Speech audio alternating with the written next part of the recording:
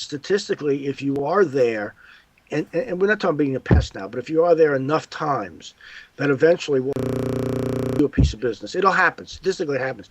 Now the question is, given that small piece of business, do you know how to develop that small piece of business into a major account? And then for another time, or now, it doesn't matter. But to say, do you understand that you're going from seller to supplier to vendor, to then finally to trusted advisor?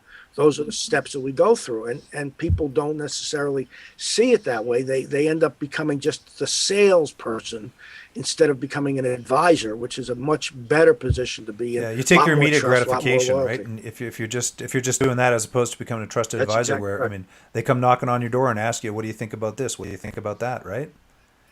That is exactly right, and they respect your opinion for what you recommend. I just did 3 over the weekend.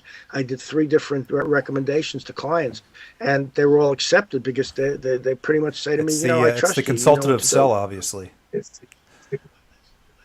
Yes, yeah, but let's make sure that we don't put it into quotes, the consultative sell or this or that, because one of the things that I think is got to happen is that people have to sell their way. They have to be comfortable in their own skin.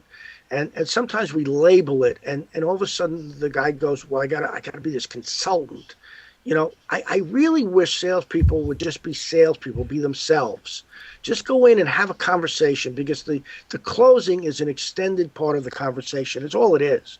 It's just a conversation. Can you and I do business together?